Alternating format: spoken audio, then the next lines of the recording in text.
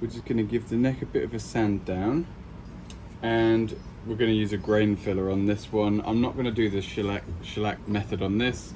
A couple of reasons. The first reason is that I actually don't have, I didn't save the mahogany sawdust when I was sanding this neck, unfortunately. Shoulda, woulda, coulda. The second reason is that the pores are quite a bit bigger than on the rosewood. So I think it's going to take an awful lot of shellac and sawdust.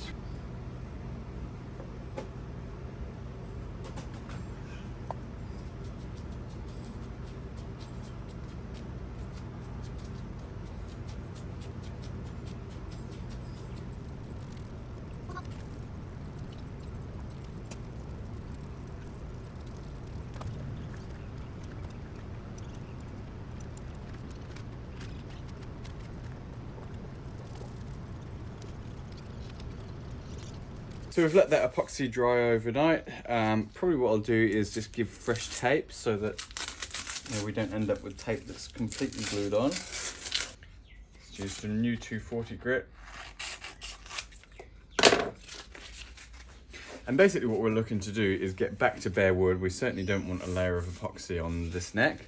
Back to bare wood, but with hopefully some epoxy still in the holes.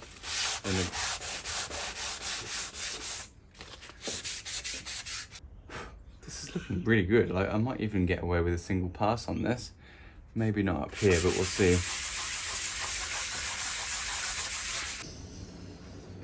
So I've Z epoxy filled this neck again, and we'll give it a spray with some sanding sealer. I have to say, like, I'm not enamored at all with the Z epoxy. It didn't really set hard for me in my instance. It may well be because my Z epoxy is a couple of years old, and therefore it's sort of past its shelf life. But it was just such a lot of work and just not worth it. I really kind of want to find something that is a really good pore filler that will just take less time. It takes too long to set. It's an absolute nightmare to sand out. It's just not worth the effort. So the next step is something that I've kind of been putting off because I didn't want to rush into it, but I don't really see any way around, and that is losing this logo, rubbing this back to bare wood and putting a new one on there. And I was really hoping to be able to salvage this one. I even tried various different techniques of trying to polish it up in case it was oxidized metal that was in the logo that had just gone dull. That definitely wasn't the case. Then I sort of like gently wet sanded with 1,000 grit so that I could just try and get rid of all of the layers of lacquer or whatever, shellac that had been put on by previous owners, to try and get back to the original. And essentially what I got back to was this. Now, if you look at a lot of examples of late 60s Martins, it's not uncommon for the logo to fade, but this one is basically is really well gone. So yeah, if you look at the logo, you can barely see it, and the fact is the rest of the guitar, out of necessity, is gonna look really, fairly close to new, albeit hopefully with some patina. It's gonna look a bit odd with the original logo looking like that.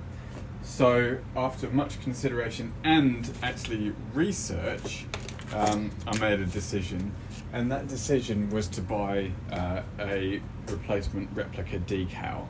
There was actually only one that I could find that was the 48mm width rather than 50mm, which is what they all seem to be, because it was really important to me that it fit exactly where this one was.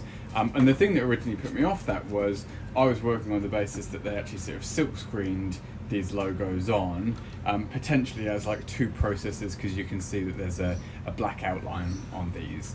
But actually, as it turns out, these were decals in the first place that would have looked much like this guy here that I've got. Now, what I did was I stuck the headstock in my scanner and sort of increased the resolution so I could see exactly where that logo was sitting. So you can see it's actually much clearer on the scanner than it actually is in real life. And that size, I've kind of overlaid it, is exactly right. So that tells me that I can get the positioning right on this, maybe even make a template out of this where I sort of cut down one side and flap it over or something. I haven't decided the exact method yet, but the fact is, even when I sand this off, I've got a perfectly to scale record of where it previously sat. And so that Martin logo is going to look there, and you can actually see they've done a really good job with the gold. It's not sort of garish or anything like that. It's yeah, it's really, really nice. And honestly, I just don't think we'd have got as good a finish by doing anything else other than just replacing it and accepting that this guitar is never going to be, you know, a museum piece. So without further ado, what we've got to do is just sand back to the bare wood here, do a bit of a pore fill, possibly with shellac on this one. I expect it to work really nicely like it did on the back and sides, because the pores are a lot less open than they are on the mahogany, where, you know, the shellac pore fill just like pulled straight out basically, and wasn't, you know, it just wasn't doing what I needed it to do. So sand this off, grain fill, a couple of layers of lacquer, flat it off so I've got a perfect surface, then we'll put the decal on, and then we'll carefully build up the layers and sand it back so it's nice and flat, and everything is well oiled. With all of these processes, I'm just using 240 grit. I'd rather do more work and cause less damage than, you know, than starting with a really coarse grit and you know, ruining the thickness or changing the profile in some way that, you know, we can't come back from. I'm not too worried about these guys here. You know, ultimately they'll be hidden by the tuners. You know, we're not looking to get this perfectly sort of flattened and so forth. We're just trying to get it to the point where we've got a nice even surface. We can put a bit of shellac on there to grain fill all of this, and then once we've done that, we can get the new logo on there.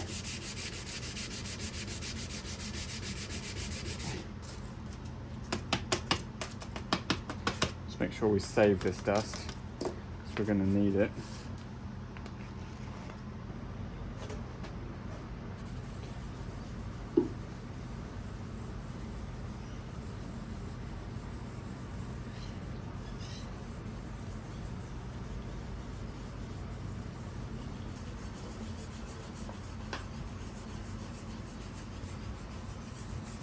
Found the best results from this actually comes when you go perpendicular to the grain. It sort of makes sense, you know, if you run like your paintbrush or whatever over a gap, if you run it sideways, it kind of like scrapes off all the paint from the paintbrush, which, you know, is of course really annoying, but that's exactly what we want here. Alright, so hopefully, now that this shellac has dried, by the time we send it back, we'll be in a good place. You know, I expect there to be a little bit of grain that comes through when we start putting the sealer coat on there, but the majority of it should be nice and covered up. Incidentally, if you're wondering why there's this difference of colour, the vise was here, so I didn't put any Z-epoxy on the side of the headstock there, so that's why. All right.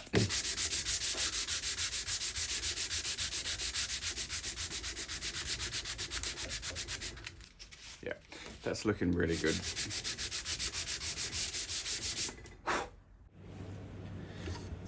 All right, so the headstock veneer is looking nice now.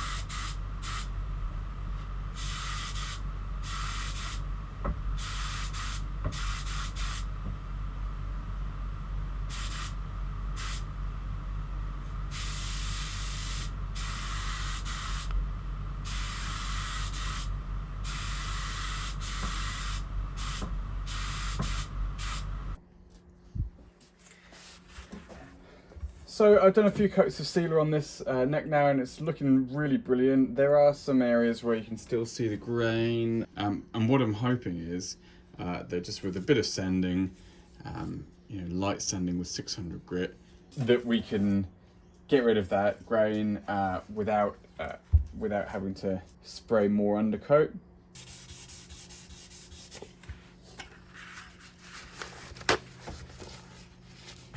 So yeah, I just frequently wipe off with a rag. Serves two purposes. First of all, it reduces the amount of sort of excess moisture that's sitting on the guitar at any time, which can of course make it swell if it gets into the wrong places. But it also is a great way of checking progress, because when you wipe it off, the areas of orange peel or whatever that you haven't yet resolved will be shiny. And including of course grain that's not yet filled completely will be shiny. Unfortunately, you can actually see that I've gone through the sealer there, so that's all right. We'll just do another coat or so. If you're interested, the sealer that I'm using is Mirror Tone. This guy here, Mirror Cat Clear Sealer. It's from their range of the sort of Mirror Cat, which is their sort of catalyzed lacquer. This stuff is really amazing. Cool, so we'll just shoot that whole neck with another coat of sealer. Then we'll be ready to start putting some clear coats on there. I think I'll probably do a couple of clear coats on there, flat that back, and then apply the logo, just to make sure that we're in really safe territory and have a really good surface to do that on. This is the area here where I've burnt through slightly, but again, I'm not concerned about that. Lovely. Okay, so we come to the bit that I've sort of been dreading and I've sort of been really looking forward to. We've lacquered the headstock now, and it's all sort of sanded smooth. Obviously there's zero traces anymore of the original Martin logo, but before we did all that, I stuck the headstock in a scanner and got a to scale image of it. I upped the contrast massively so that the logo was really clear, and I've checked this and it's spot on size wise, so that's really good. Now, I've been thinking about the way to do this, and I was thinking I could measure, but obviously it's where from is the difficulty. And I had this sort of idea that's a little bit mad, but it might just work. So first of all, I'm going to stick this on here and hinge it just with a piece of tape so I can sort of lay it back down. Then I was going to cut one corner of this here and then one corner of this here, and so you'll have hopefully a number of individual different sort of reference points with which to sort of locate the logo. And I'm going to do a dry run to make sure that it actually is going to work, but I think that could be the way to go.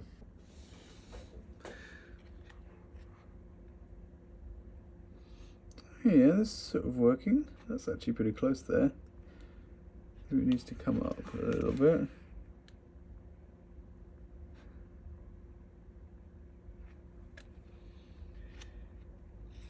So that's really good. Right there. So let's say that is where we want to be. Okay, I think we're good. Look, if I can get that like that, that's really good. All right, so I've got an edge to mark off there. I can get it in the rough position, and then I can measure from there to there, there to there. I think we'll be good. Just gently slide him across.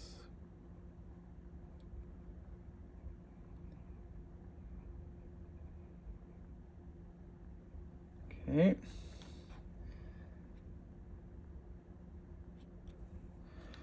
That needs to come up.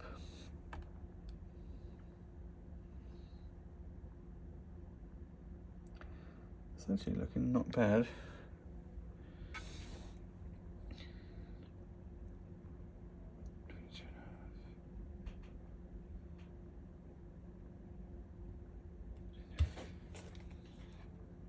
Yeah, that's looking good there.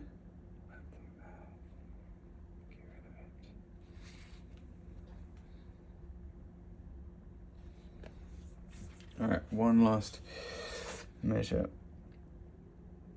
That is 11.5.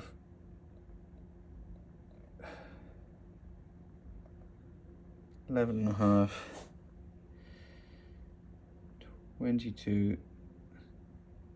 22. That's good. Okay, so that's set overnight. Looking really good. There's no sort of signs of lift up or bubbles or anything. And actually, you quite often find that lacquer has a way of kind of like seeping under these things anyway. So what we're going to do is spray a really, really light coat of clear over that, just to seal it. If you go heavy, what happens is it wrinkles the decal and it sort of like puckers up, and you know, it will always look terrible. So we have to do a few light coats, build that up, get a layer of protection, and then we can start building up layers thick enough to actually sort of bury that decal.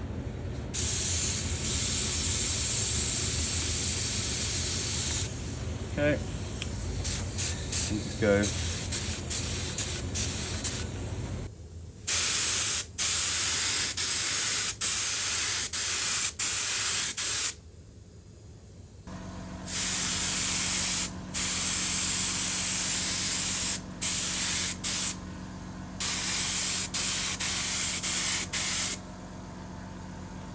So what I've been doing is, after I've leveled down the clear coats that are over the top of the logo, I've sprayed some tinted clear over it, and the reason for that is the logo was really great and would have looked great on a new guitar, but obviously this is an old guitar, so we needed to sort of like age the thing a bit, and on mine, obviously when it first came, it was completely black. Now we didn't want to go that far, but I did want to add some black to it.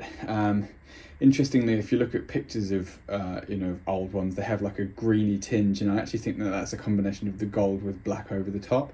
I also put a tiny bit of the Stumac straw stain on there, which I really, really love. It looks amazing on maple. It's quite brown, and that's sort of counteracted by the yellowness of the maple, so you get a really nice sort of like aged tint to it without that fake yellow kind of look that you quite often get with aged finishes on necks.